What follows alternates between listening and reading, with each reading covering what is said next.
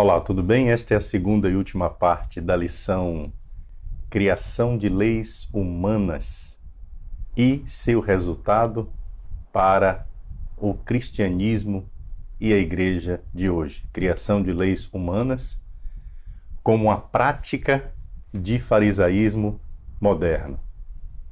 Gálatas, indivíduos e a não cooperação. Os que são contra a cooperação argumentam que Gálatas capítulo 6, versículo 10, foi escrito para indivíduos, não para a igreja. O indivíduo, dizem eles, pode fazer o bem aos não cristãos, mas a congregação está proibida de fazer o bem a não cristãos. Mesmo que a ação individual esteja prevista na passagem, note como o argumento dos que são contra a cooperação vai muito além do que está escrito. E a Bíblia diz que não devemos ultrapassar o que está escrito em 1 Coríntios capítulo 4, versículo 6. Um novo pensamento é colocado na passagem.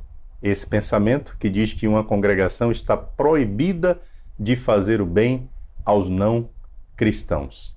Gálatas capítulo 6, versículo 10, nem nenhuma outra passagem da Escritura faz esta afirmação. Estes que praticam uma espécie de farisaísmo nos dias de hoje, adicionaram como uma lei rígida, dizendo muito mais do que a Bíblia diz. Em todos os tempos, o aviso de Deus que foi dado no passado continua válido. Abra sua Bíblia comigo em Deuteronômio, capítulo 4, versículo 2, onde nós lemos esse aviso e advertência de Deus com relação à sua lei que foi dada aos israelitas, mas é um aviso que é válido para toda a palavra, se aplica a toda a palavra e é válido também nos dias de hoje. Não acrescentem nada à lei que lhes estou dando, nem tirem dela nem uma só palavra. Guardem todos os mandamentos do Senhor, nosso Deus. Então estes que dizem que Gálatas capítulo 6, versículo 10, autoriza indivíduos fazerem um bem a não cristãos, mas proíbe a igreja, estão de fato acrescentando. O argumento a favor do texto de Gálatas capítulo 6, versículo 10, ter sido escrito para indivíduos, é um argumento enganador. Antes do versículo 10, Paulo havia falado sobre cada pessoa especificamente. Mas em Gálatas capítulo 6, versículo 10, Paulo muda o pronome para nós. Façamos o bem a todos. Paulo inclui-se entre seus leitores. A quem Paulo escreveu esta carta, volte para o início da carta, Gálatas capítulo 1, versículo 2. E leiamos o que está escrito lá, Gálatas capítulo 1, versículo 2, e aqui Paulo se refere às pessoas a quem ele escreveu a carta, dizendo: todos os irmãos que estão aqui comigo mandam saudações às igrejas da Galácia. Às igrejas da Galácia. Então, quando chega em Gálatas capítulo 6, versículo 10, Paulo vai se referir dizendo, portanto, sempre que pudermos, devemos fazer o bem a todos, especialmente aos que fazem parte da nossa família. O nós inclui aqui Paulo, seus colegas de trabalho e as igrejas da Galácia, uma região da Ásia.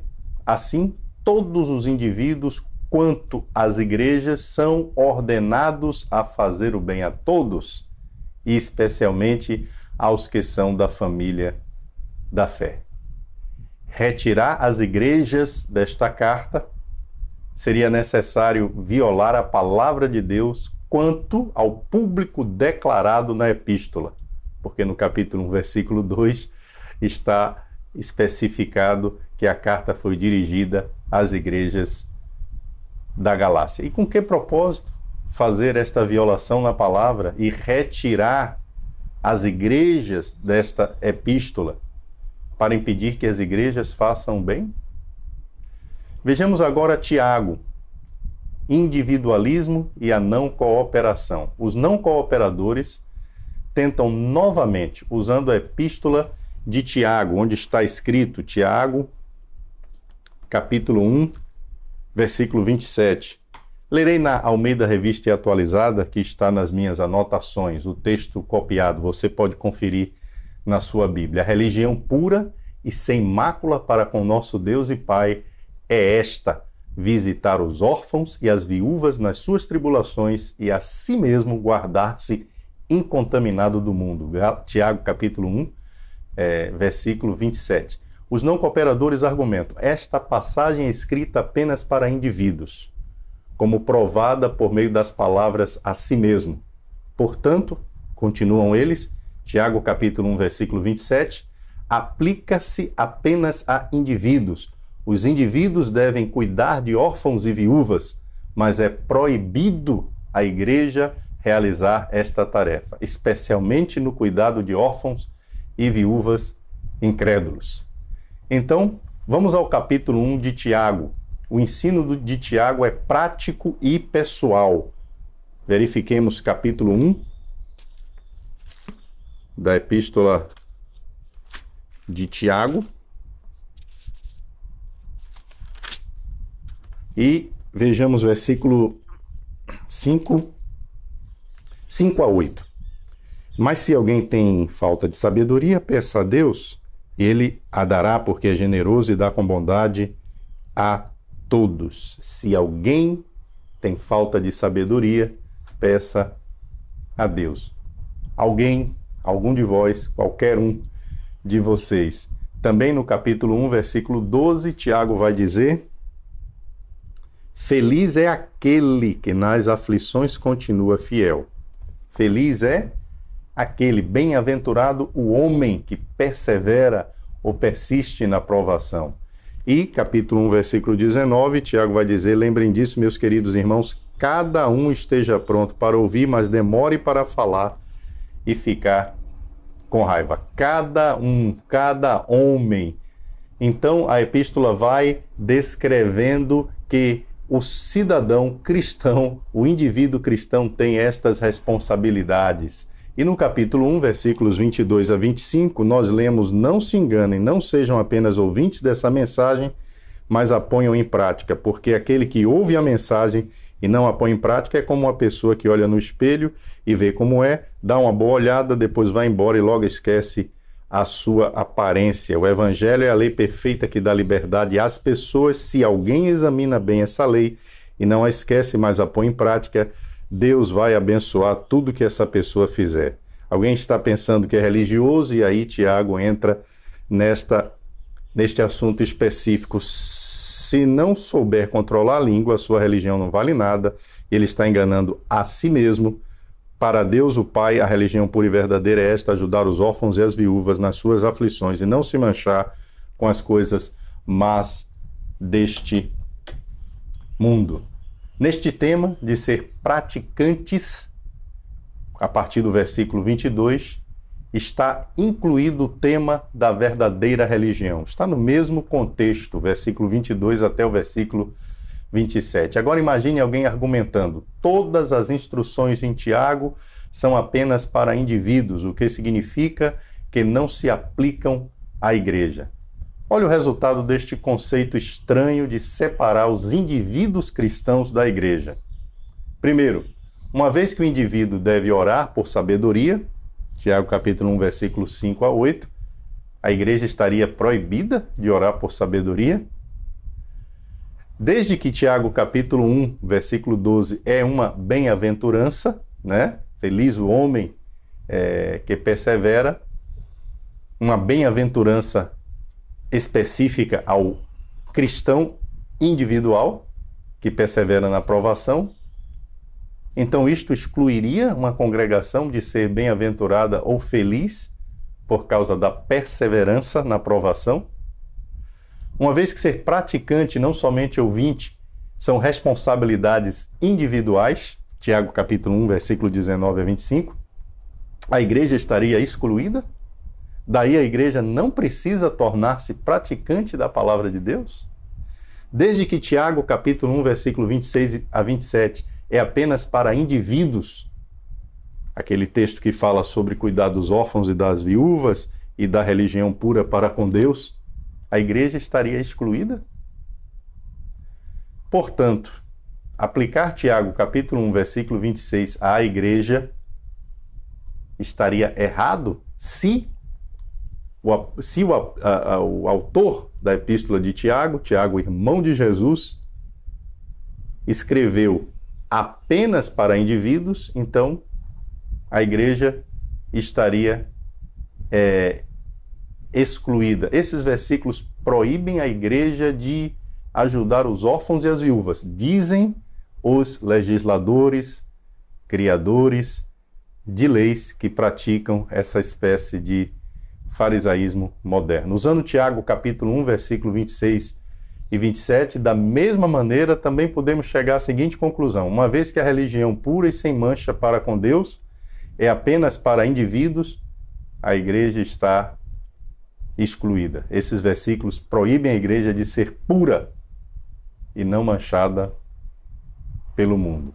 Esse é o resultado absurdo, claro que é absurdo, quando um uso distorcido das Escrituras conduz a regras baseadas em um erro de interpretação.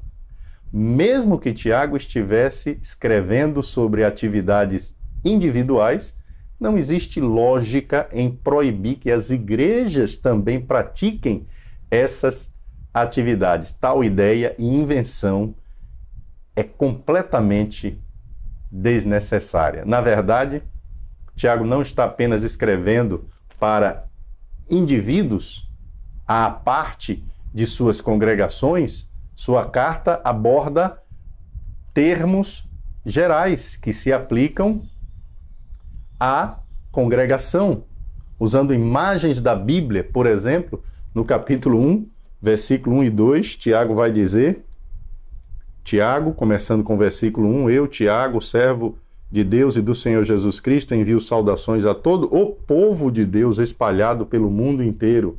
A Almeida, revista e atualizada, vai dizer as 12 tribos na dispersão. Também chamados por Tiago de meus irmãos. Chamamos essa epístola de epístola geral ou universal, reconhecendo que foi escrita para toda a nação e família de Deus. Tribos, irmãos, todo o povo de Deus espalhado, a igreja de Deus. A igreja é composta de indivíduos. Geralmente, o que os membros fazem, a igreja também faz. E o que a igreja faz, os membros também fazem.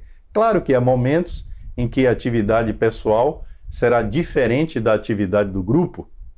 Em 1 Timóteo capítulo 5, por exemplo, há a distinção entre a atividade de um chefe de família na sua casa, em seu lar, e a atividade dele na igreja. Mas o texto fala claramente sobre o assunto. 1 Timóteo 5 mostra, se ele não administra, se ele não cuida bem da família, ele não pode cuidar da igreja de Deus, tornando óbvio que existe uma distinção. Mas, em geral, a atividade do cristão também é a atividade da igreja. Falemos sobre autonomia. A ideia de autonomia do legislador, daquele que se coloca como um fazedor de leis, que age com uma atitude farisaica, precisa ser reexaminada. Autonomia literalmente significa reger a si mesmo. As principais passagens usadas para extrair este princípio são a declaração de Pedro aos presbíteros, em 1 Pedro capítulo 5, versículo 2, onde ele diz, pastorei o rebanho de Deus que está entre vós, e as instruções de Paulo aos anciãos da igreja em Éfeso, quando ele diz, preste atenção cuidadosa em si mesmo e a todo o rebanho sobre o qual o Espírito Santo os fez supervisores para cuidar da igreja de Deus que ele comprou com o seu próprio sangue, Atos capítulo 20, versículo 28. Preste atenção, cuidadosa em si mesmo e a todo o rebanho. Qual rebanho? Sobre o qual o Espírito Santo os fez supervisores. Sobre este rebanho. Os pastores devem cuidar do rebanho que há entre eles, onde eles estão. Se a autonomia for levada ao extremo de significar que a igreja local nos pertence, que podemos dominar a nós mesmos como autocongregação, autogoverno, que fazemos as nossas decisões até com relação às doutrinas, ao ensino, isto irá ferir ensinos bíblicos importantes. Estas mesmas passagens que são usadas para mostrar a autonomia da igreja ensinam que a igreja pertence a Deus. Ele a comprou com o seu próprio sangue, como podemos ver no capítulo 20 de Atos, versículo 28. Ele a comprou com o seu próprio sangue. O Espírito Santo faz dos presbíteros verdadeiros supervisores. Alguns destes, infelizmente, se transformarão em lobos e irão atrair os discípulos a si mesmos, como diz capítulo 20 de Atos, versículos 29 e 30. O governante da igreja é o Senhor Jesus Cristo. Não é um ser humano. Deus deu a Jesus como cabeça sobre todas as coisas para a igreja, que é o seu corpo, a plenitude daquele que enche tudo em todas as coisas, como diz o livro de Efésios. Verifique comigo.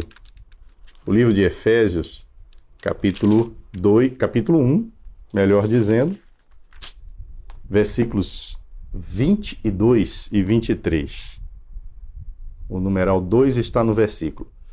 Deus colocou todas as coisas debaixo da autoridade de Cristo e deu Cristo à igreja como o único Senhor de tudo. A igreja é o corpo de Cristo, ela completa Cristo, o qual completa todas as coisas em todos os lugares. Esta verdade é vital. Jesus é o chefe, Jesus é o cabeça, todo o seu povo em muitas congregações são o único corpo, como diz Efésios, capítulo 4, versículo 4, que há um só corpo.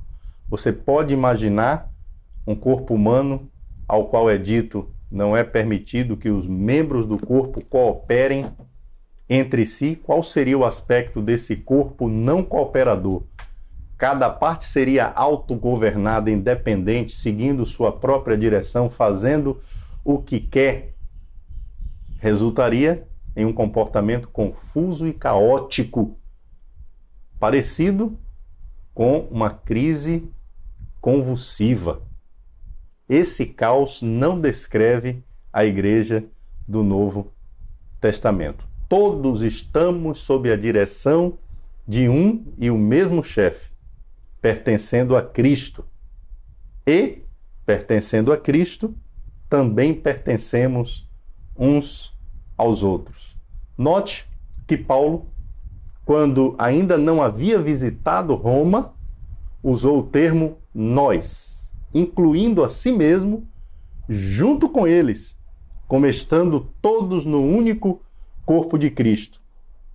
Veja esse capítulo 12 de Romanos, lerei na Nova Versão Internacional, Romanos capítulo 12, versículo 5, onde ele diz: assim também em Cristo, nós, que somos muitos, formamos um corpo e cada membro está ligado a todos os outros. Nós, Paulo se incluiu. Paulo considerava que era parte também daquele corpo. Cristo é o nosso único Senhor que coordena seu corpo, todos os membros e todas as congregações. Leia atentamente o Novo Testamento e você verá muita cooperação a nível individual e a nível congregacional. Isso não é surpreendente, pois todos respondem a um chefe que os orienta a amar e ajudar-se. Diótrefes foi uma exceção, pois ele forçou a congregação a não cooperar com os outros. Nós lemos sobre ele na terceira epístola de João, versículos 9 e 10. Escrevi à igreja, mas Diótrefes, que gosta muito de ser o mais importante entre eles, não nos recebe. Portanto, se eu for, chamarei a atenção dele para o que está fazendo com suas palavras maldosas contra nós. Não satisfeito com isso, ele se recusa a receber os irmãos, impede os que desejam recebê-lo e os expulsa da igreja. Isso é uma atitude reprovável. A igreja não é de um homem, não é de uma pessoa. Uma pessoa não deve exercer esse poder, esse controle. A igreja é de Cristo. A autonomia existe sim. Se uma congregação se desviar do caminho, isto não significa que todas as outras precisam desviar-se.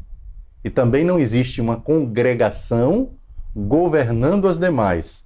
Porém, a ideia de autonomia, como tantos outros ensinos bíblicos, levados a extremos, nos faz distanciar-nos do que Deus realmente intencionou, desejou, estabeleceu para nós. As partes do corpo não são totalmente independentes, exceto no sentido de serem independentes de outras cabeças, além de Cristo. Isso inclui a independência dos legisladores ou dos fariseus modernos, que se colocam como senhores e tentam estabelecer leis e regras que Deus nem a Bíblia estabeleceu.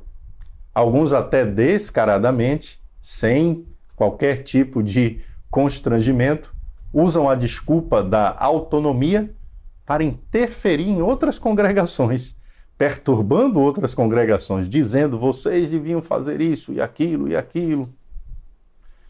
Isso não pode acontecer. Suposições contra a cooperação entre igrejas. Os autores modernos das leis anti-cooperação entre congregações podem até não ver a si mesmos como rivais ou concorrentes de Cristo, mas estão assumindo posicionamentos que se transformam em novas leis para a igreja.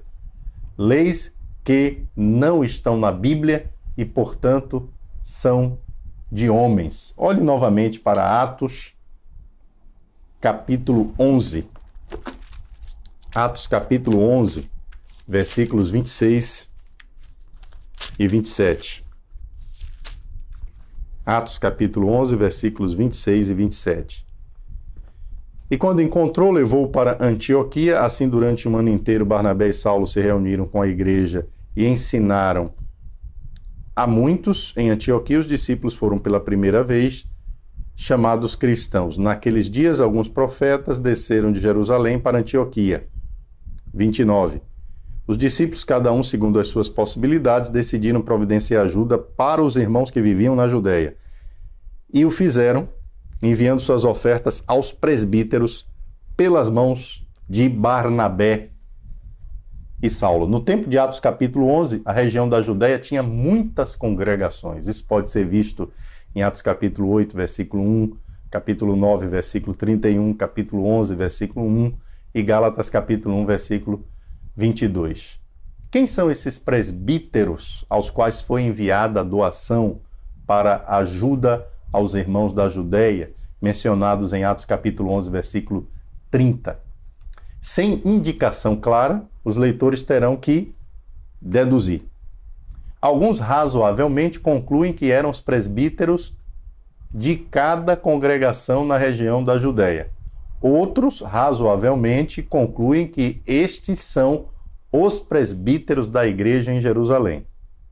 Por quê? Porque eles eram notáveis e são mencionados em vários textos, como Atos 15, versículos 2 a 6, Atos 16, versículo 4, Atos 21, versículos 17 a 18. E uma vez que o contexto menciona Jerusalém, como nós lemos no versículo 27, e também porque a Juda foi levada a Jerusalém, é razoável concluir que a Juda foi entregue aos presbíteros em Jerusalém. Apesar dessas indicações do próprio texto, os não cooperadores rejeitam qualquer possibilidade de ser os presbíteros de Jerusalém, porque seria uma igreja recebendo doações para entregar a outras igrejas, então isso seria uma cooperação entre igrejas. Por que eles rejeitam? Porque Jerusalém iria servir como uma congregação intermediária, um tipo de patrocinador, o que é oposto às demandas dos não cooperadores que dizem que só é certo e bíblico uma ajuda a ser dada por meio de uma linha direta da igreja que está doando para a igreja que está recebendo. Eles insistem que Atos capítulo 11, versículos 29 a 30, ajuda a provar sua regra da linha direta. Mas a Bíblia nunca diz presbíteros em cada congregação da Judéia. Nunca diz. Eles concluem isto, e é uma boa possibilidade. Mas é só possibilidade. Como também é uma boa possibilidade, uma possibilidade ainda melhor, terem sido os presbíteros da igreja em Jerusalém, porque esses são mencionados frequentemente. O problema é ser intransigente, muito rígido, intolerante, num texto que cabem outras possibilidades, além desta de terem sido os presbíteros em cada igreja na Judéia. Suposições contra aulas bíblicas em classe ou em classes. As regras que estabelecem que é proibido haver aula bíblica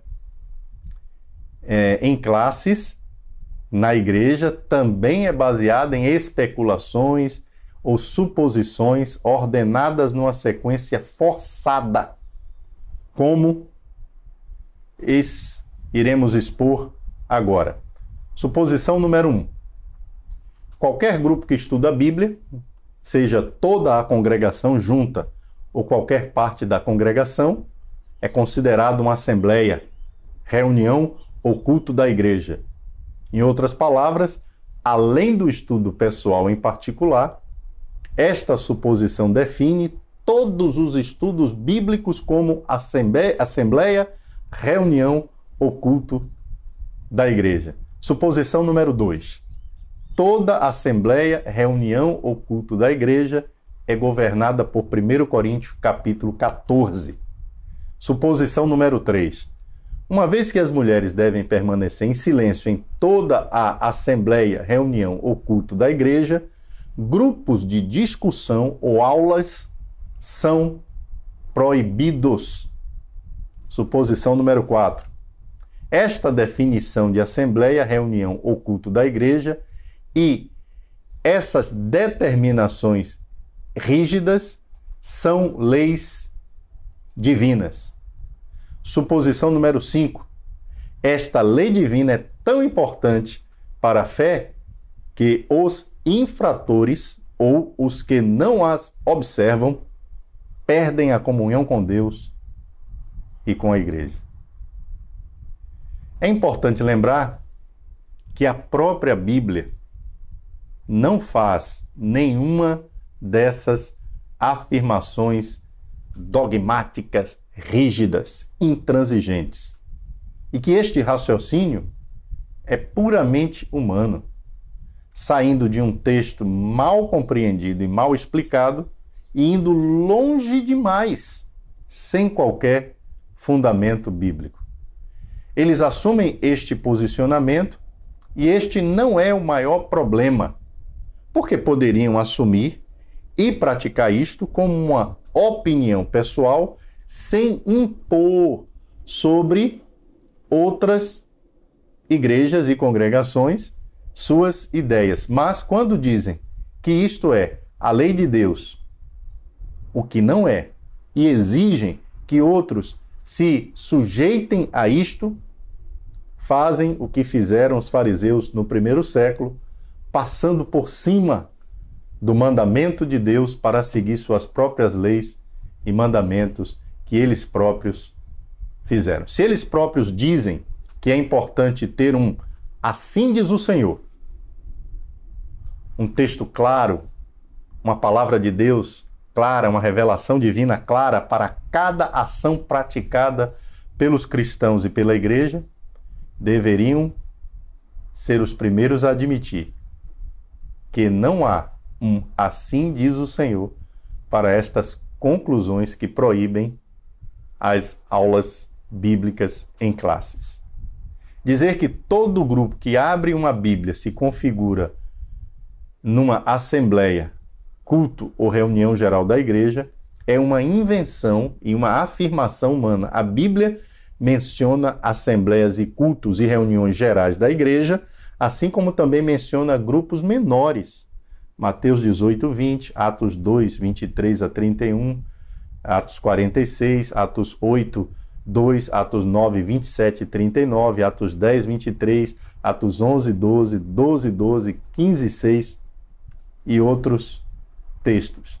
Se aulas bíblicas fossem proibidas, como Paulo poderia dar aulas bíblicas diariamente numa escola, como vemos lá em Atos capítulo 19? Verifiquemos esse texto, versículos 9 a 10. Atos 19, versículos 9 a 10.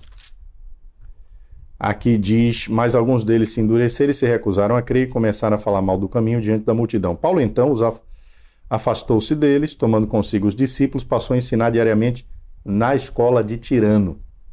Isso continuou por 2 anos, de forma que todos os judeus e os gregos que viviam na província da Ásia ouviram a palavra do Senhor. Vou repetir a pergunta. Se aulas bíblicas fossem proibidas, como Paulo poderia dar aulas bíblicas diariamente na escola de Tirano, independentemente da assembleia, culto ou reunião de domingo? Conclusão. Temos que reconhecer que esses assuntos são difíceis de discutir por várias razões.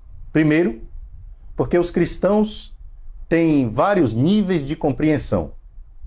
Alguns conhecem os detalhes relacionados a estes assuntos.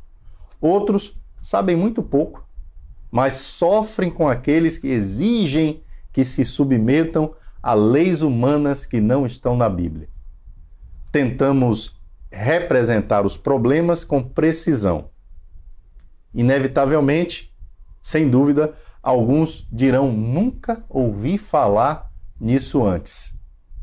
Se no esforço de ser útil e ajudar aqueles que passam por este ou outros dilemas parecidos, não conseguimos atender a todas as suas necessidades, aproveite para se beneficiar da maneira que for possível, por meio desta explanação. Em segundo lugar, muitos fazem interpretações parecidas a destes que têm atitude farisaica, que agem como legisladores, fazedores de leis modernos, mas nunca impõem sobre ninguém suas ideias e nem dividem a igreja.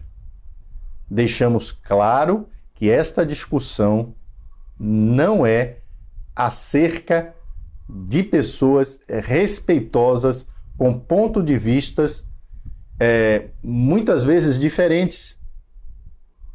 Essa discussão é acerca daqueles que vão a extremos, perturbam e dividem a igreja. Tenha certeza, não é nossa intenção ofender a ninguém com a abordagem que fazemos sobre estas questões de não cooperação entre as igrejas e da não aprovação de aulas bíblicas.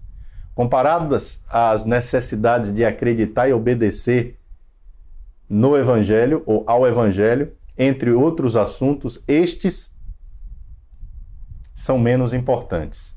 Mas por que algumas pessoas mudam o foco? Por que fazem sua questão favorita, sua mensagem principal, afastando o Evangelho. Porque gastam grande tempo em problemas menores. Infelizmente, acontece em muitos lugares e de muitas maneiras. Talvez não seja a sua realidade. Então, tudo bem. Talvez essa lição não lhe beneficie diretamente. Mas nós esperamos que, ao menos indiretamente, esta lição lhe ensine alguma coisa sobre como lidar com a Bíblia. E o cuidado de não criar leis onde Deus não criou. E o cuidado de não impor suas ideias, sua maneira de ver certos assuntos sobre os quais a Bíblia não é clara. E quando a Bíblia não é clara, existe espaço para nossas próprias ideias e conclusões, mas espero que você não esteja impondo suas próprias ideias e conclusões sobre pessoas. A fé em Jesus como Senhor procura cuidar com zelo de todos os aspectos da vontade dele revelada. Mas a fé também sabe que a salvação não pode depender do nosso desempenho perfeito. Somente Jesus é perfeito. Motivado por tais regras, os homens se atrevem a falar no lugar do Senhor, mesmo em assuntos sobre os quais ele não fez revelações claras. E é sobre esses assuntos que muitas vezes estas discussões giram. Cristo muitas vezes nos fornece seus grandes princípios e nos dá liberdade para fazer a sua vontade de várias maneiras. Por exemplo, ele diz, ame seu próximo. Em vez de listar todas as maneiras exatas de amar, ele nos dá a liberdade para amar das melhores maneiras que pudermos e conseguirmos. Da mesma forma, ele nos diz para cuidar de órfãos e viúvas, sem impor pilhas de regulamentos. Criar regras detalhadas onde Deus não criou é orgulhoso e pretensioso. É se achar alguém grande demais, ao ponto de ter esta capacidade de ser a pessoa que vai explicar o que Deus não explicou. Como se Deus precisasse de nossa sabedoria. Ele já revelou exatamente o que queria revelar. Se ele claramente nos proíbe de algo, devemos obedecer. Se ele nos deixa livres para fazer escolhas, devemos tentar fazer o melhor que pudermos. De qualquer forma, devemos deixar Deus ser Deus, devemos deixar Jesus reinar sozinho como único Senhor de sua igreja e devemos deixar única e simplesmente a Bíblia falar. Se ela não fala, se ela não especifica, não especifiquemos. É uma área em que o cristão tem a liberdade de fazer o que julga melhor. Espero que Deus te abençoe e te ajude a ter esse equilíbrio para não viver tão perturbado e constrangido e pressionado por fariseus modernos. Deus te abençoe.